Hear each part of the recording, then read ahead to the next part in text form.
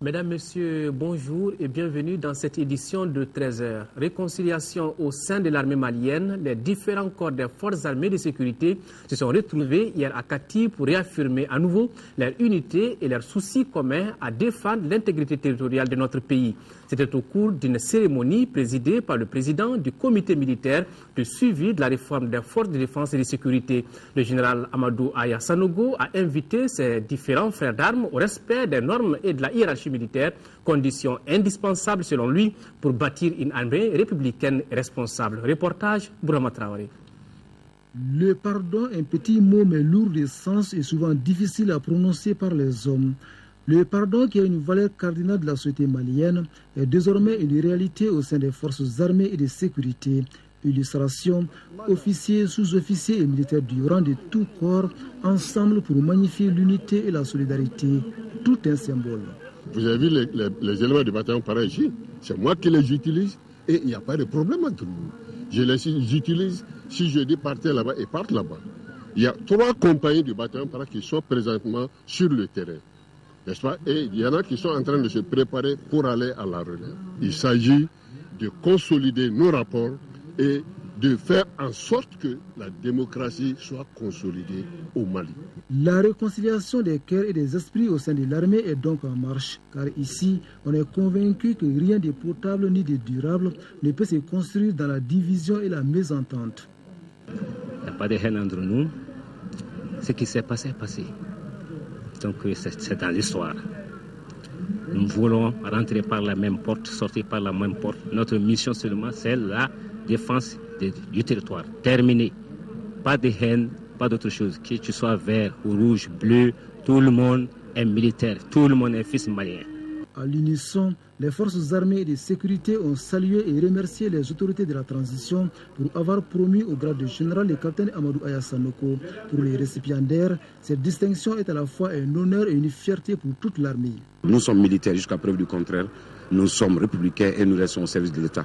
C'est sur les autorités qui vont venir. Nous avons devoir et obligation de les aider, de les soutenir. Mais eux, ils peuvent donner le matériel, ils peuvent faciliter les formations. Mais l'état d'être du soldat dépendra de nous-mêmes. C'est de ça qu'on pourrait mettre sur place des forces armées républicaines pour défendre cette nation, pour sécuriser les personnes et leurs biens et pour que ceux-ci puissent réellement travailler à bon escient et faire développer le Mali. Développer le Mali, mais aussi mettre en place une armée forte et professionnelle, ce qui passe nécessairement par la formation et l'équipement adéquat des forces armées et de sécurité. Comme le martèle bien un écrivain français, pardonner est une action plus noble et plus rare que celle de se venger. Le monde a besoin de plus de reconnaissance à l'action humanitaire. C'est le thème retenu ici au Mali pour la journée mondiale de l'action humanitaire célébrée chaque 18 août. À cette occasion, le ministre de l'économie et de l'action humanitaire a adressé un message à ses compatriotes. Mamadou Namouri Traoré est au micro de Ba Traoré. En cette journée de l'aide humanitaire, je voudrais attirer l'attention de toutes et de tous sur le fait que l'action humanitaire n'est pas notre finalité. Il nous faut dès à présent travailler à la résilience pour que très rapidement nos populations en détresse puissent retrouver le chemin de la production et de la réinsertion socio-économique. C'est le sens qu'il faut donner au protocole d'entente avec le gouvernement et énergie du Mali pour fournir gratuitement de l'électricité pendant 3 mois aux 3 régions du nord de notre pays.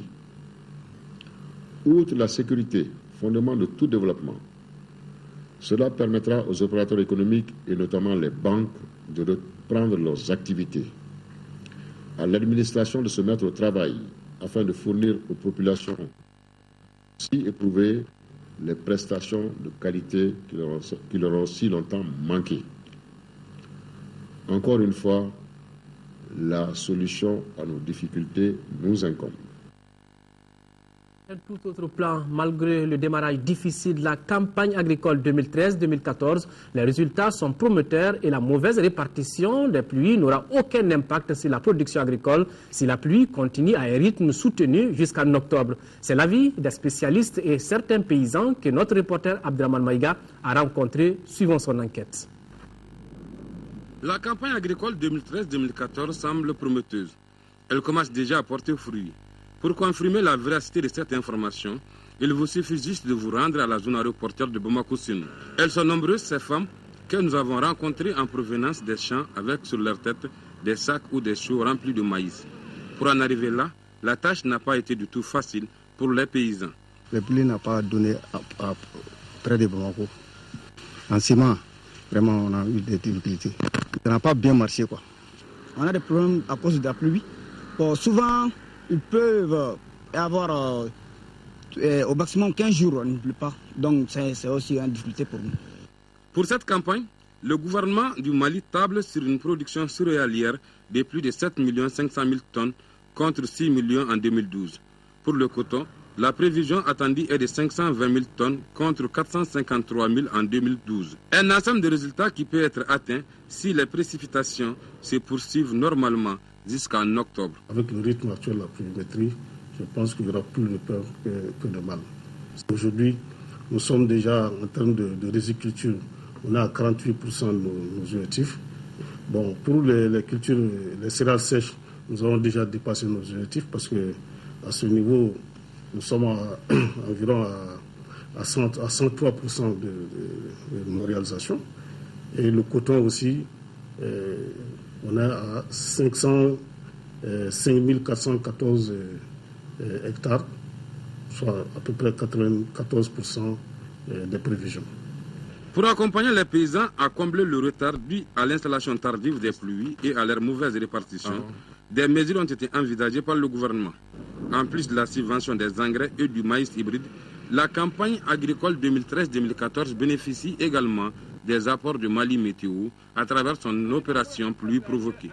Cette initiative, débutée le 30 juillet dernier, fait des résultats fort appréciables sur le terrain. À la date d'aujourd'hui, nous avons une situation qui s'est nettement améliorée, mais qui n'atteint pas le niveau de l'année dernière. Et la plupart des producteurs, notamment la population de Bamako, on a comme repère la campagne passée. Donc ça, c'était vraiment une campagne exceptionnelle. Les pluies étaient régulières, bien réparties, et on n'a pas connu beaucoup de cas d'inondation l'année dernière. Et cette année, je pense qu'au rythme auquel la pluviométrie s'installe, nous pourrons vraiment atteindre nos objectifs. Avec une situation phytosanitaire et acridienne calme dans l'ensemble, les paysans doivent suivre les recommandations de l'encadrement. En cas de problème, ils doivent informer les services compétents du ministère de l'Agriculture. Hors de nos frontières, maintenant au Sénégal, les religieux s'engagent dans la lutte contre l'excision interdite dans le pays depuis 1999. On constate que malheureusement, de très nombreuses jeunes filles sont encore victimes de cette pratique dans le pays. La grande prière du vendredi s'achève dans cette mosquée de Dakar. Quelques fidèles restent pour écouter le jeune imam. Le thème du jour, c'est l'excision. Une pratique interdite au Sénégal depuis 1999. Et pourtant, 24% des fillettes sont toujours mutilées dans ce pays, selon les chiffres du dernier rapport de l'UNICEF. Le prêche d'Imam Samb est très clair, l'excision n'a rien à voir avec la religion. Il n'y a aucune preuve d'une quelconque obligation de l'excision. En plus de cela, s'ajoutent les difficultés qu'on rencontre les femmes excisées, sur le plan de l'intégrité physique et de la sensibilité. Donc, cette pratique ne fait pas de bien aux femmes. Elle a sur le plan médical des conséquences. Je préconise donc qu'on l'arrête. Les fidèles écoutent avec attention, mais à la sortie, les avis divergent. Un imam, selon moi, n'est pas seulement là pour diriger la prière. Parler des maux de la société fait aussi partie de son rôle, car cela peut nous éviter de faire les mauvais choix. Les générations passées ne se plaignaient pas de l'excision. Aujourd'hui, on en parle de plus en plus, mais je suis sceptique quant à l'écho de ces discours, car à mon avis, l'excision ne disparaîtra pas de sitôt. Mais qu'en pensent vraiment les hommes? L'UNICEF balaie les idées reçues et relève que 75% des hommes au Sénégal sont contre cette pratique. Dans cette famille, le sujet n'est pas tabou. La mère Aminata a été excisée petite. Aujourd'hui, elle est députée et milite contre les mutilations génitales. Son mari la soutient dans son combat. Il essaie même de convaincre d'autres hommes autour de lui. Bon, un jour, donc j'ai eu l'occasion de discuter avec un collègue. Donc on a été, c'était une discussion très houleuse. Bon, c'était un conservateur, je le savais, mais quand même je l'ai sensibilisé. Donc je sais, donc au finish qu'il avait, donc il avait compris mon message, parce que moi avec ma femme, c'est une chose que j'ai vécue. Aminata le reconnaît, la compréhension de son mari est d'un grand soutien.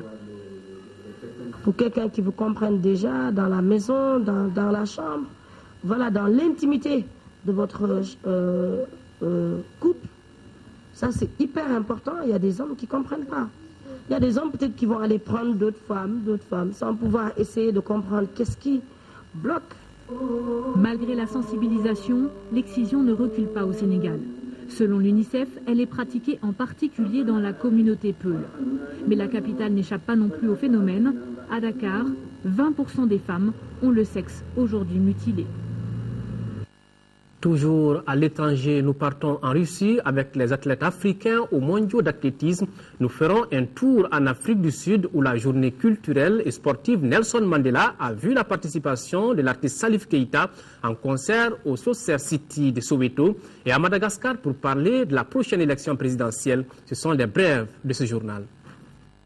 Nouvelle étape vers l'organisation d'une élection présidentielle reconnue par la communauté internationale avec le retrait par la Cour électorale malgache de 3 candidatures dites illégales. Dans une version révisée de la liste des candidatures, les noms de And Rajolin, actuellement en charge de la transition, qui avait déposé sa candidature hors délai.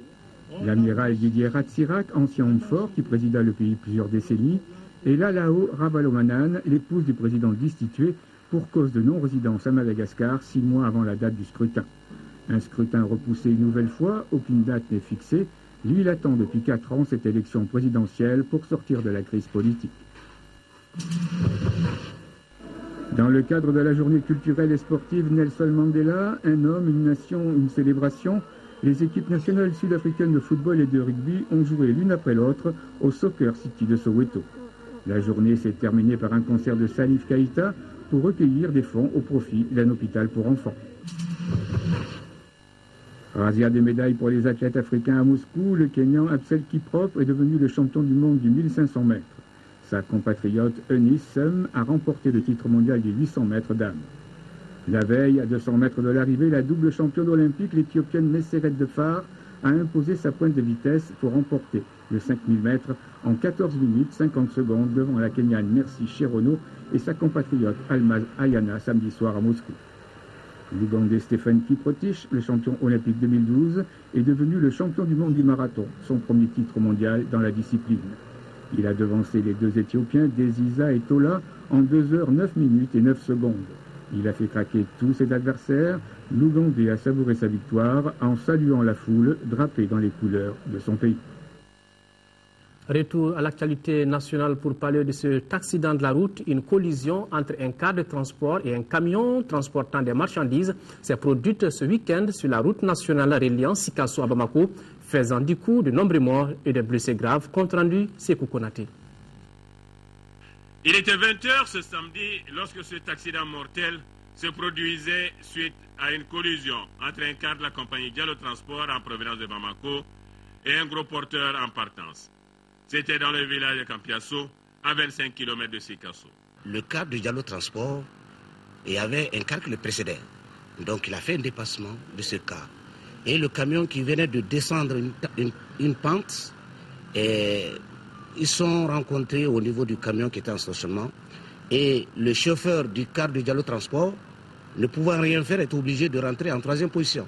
Et je ne sais pas, vous êtes allé sur le terrain, vous avez compris qu'il y a tout le flanc du car côté gauche qui a été carrément arraché par le fait qu'il est rentré en 3e position. Le bilan, il est lourd. Nous avons reçu 19 blessés et 5 corps, 5 décès. Donc au total, c'est 24. Parmi les 19 blessés, il y a 6 cas graves. Cependant, ils ont tous été pris en charge. Tous les blessés ont reçu les médicaments et les soins appropriés dans l'immédiat. Aussitôt informés, malgré l'heure tardive, les autorités administratives et politiques se sont transportées à l'hôpital pour apporter soutien et condoléances. Je pense que chacun a une responsabilité dans ça, parce qu'il n'y a pas de raison quand même qu'à 15 km d'ici, ces camions durent en stationnement dans une position irrégulière. Donc nous ne pouvons que convier tout le monde à la vigilance, les services de sécurité qui sont chargés quand même de la sécurité de la route, les responsables des véhicules, les transporteurs, les chauffeurs, tout le monde à la vigilance pour quand même nous épargner de tels scénarios. La route nationale, certes aujourd'hui en parfait état, mérite vigilance et discipline de la part des usagers. Et le bilan est revu à la hausse avec désormais 7 morts selon la gendarmerie. Page culture à présent, Anga Benkadien Kelema, qui veut dire en français parler d'une seule voix. C'est le titre phare de l'album sur lequel l'artiste Tchekura Kone travaille actuellement. Il appelle ainsi à la paix. Celui qu'on surnomme Aziz Wonder a croisé la musique reggae et le mouvement Rastafari lors de ses nombreux voyages. Le mélange reggae et musique traditionnelle est son style qu'il appelle affectueusement Bodi Soja. Cheikh Oumar Sangaré nous amène à la rencontre de l'artiste et son art. Voici son reportage. Supiri yo yiri dion karana o yade ya be ya yirme ina kinya yo yiri. Région de Sikasso, cercle de Kadjolo, village de Furi. C'est ici qu'a vu le jour un des icônes du reggae malien, du nom de Tchekura Kone. À l'époque, le Mali vivait la ferveur de son accession à l'indépendance. Celui qu'on appelle Aziz Wonder a d'abord commencé par les rythmes folkloriques du terroir malien, jusqu'à son arrivée au groupe Apollo Jazz de Yamoussoukro en Côte d'Ivoire. C'est là qu'il croise sa musique de prédilection, le reggae. Déjà, 78, 77, je suivais un orchestre qu'on appelait Apollo Jazz à Yamoussoukro, Côte d'Ivoire. Et puis ensuite, dans ce même orchestre-là, il y avait des Ghanéens musiciens reggae qui sont venus signer un contrat avec l'orchestre. Donc à partir de là-bas, le Apollo Jazz, directement, moi j'ai embrassé le reggae à partir de là, quoi. Aziz Wonder a voyagé de par le monde. Il a même séjourné en Jamaïque de 1984 à 1989. À sa passion pour le reggae vient s'ajouter son adhésion au mouvement Rastafari. Un Rastaman doit être bon, gentil, sociable, aimer son prochain. Après son périple mondial, le ghettoman revient au pays pour développer un reggae particulier, alliant les rythmes et harmonies traditionnelles mandingues au roots, rock, reggae des Caraïbes. Ce qu'il appela le reggae Bodi Soda. Bo comme Boyiri, une danse de Sikasso, Di comme Didadi de Bogoni, So comme Sogonikou, ou Da comme Dansa de Kai. Dans son nouvel album attendu en octobre, Aziz Wonder appelle les Maliens à la retenue. Peace and love. Moi je dis, en Bamara, Haklima ou Kamiri, Haklinda ou Kamiri. Parce que, si tu veux, nos aïeux en Boira Mourmoula, ils ont tous œuvré, ils ont tous aimé ces Mali-là, dans le patriotisme. Et si tu vois, aujourd'hui, la division, la guerre un peu partout, je demande seulement, dans cet album, il y a un titre que j'appelle Angadien Kabenkelema. Angadien Kabenkelema, Malikoina. Angadien Kabenkelema, Malideo. Anga Malibaite Nason, Katila Abada. Anga Malibanie, Mabashi Jamanae. Tchekura Kone a 4 albums à son compteur, dont Chama Chama, Geleya, Troubleman et Tcheba et Babeba. Ses nombreux voyages l'ont rendu sage et il sait transmettre la force de son expérience à travers les paroles de ses chansons.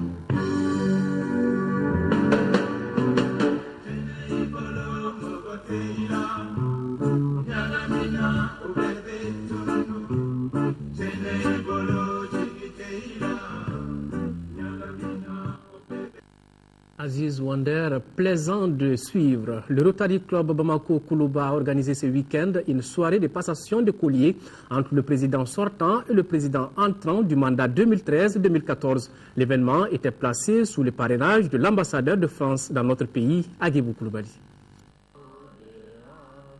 Le Rotary a une règle d'or. Chaque année, tous les dirigeants changent, mais dans la continuité de l'action rotarienne.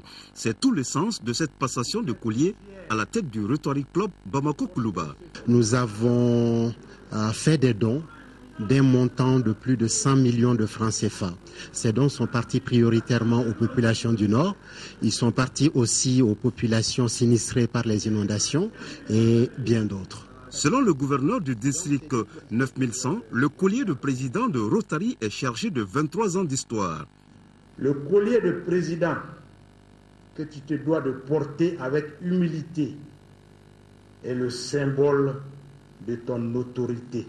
Ce collier est chargé de 23 années de mémoire des 23 présidents qui ont œuvré avec efficacité afin que le Rotary Club de Bamako Koulouba demeure et devienne un club dynamique. Pour le président entrant, une vision sans action est un rêve. Une action sans vision est un cauchemar. Sa vision est basée sur 3 grands axes. La santé, l'eau, l'éducation. Pour la santé, nous avons un projet de lutte contre les maladies endémiques en pays d'Ogon qui a été préparé depuis 2 ans par le club de Carpentras, avec une subvention de la Fondation Rotary de 25 millions de francs CFA. Pour l'eau, nous avons plusieurs demandes d'installation d'eau potable sous différentes formes. Forage et château d'eau. Filtre à eau capable de fournir 4000 litres d'eau pure par jour. La cérémonie de passation de collier du Rotary Club Bamako Koulouba a pris fin par un cocktail. Voilà, ainsi prend fin ce journal. Merci de l'avoir suivi. Retrouvez Ndei Sissoko pour les éditions du soir. En attendant, passez de bons moments en compagnie des programmes de l'ORTM. Au revoir et qu'Allah bénisse le Mali.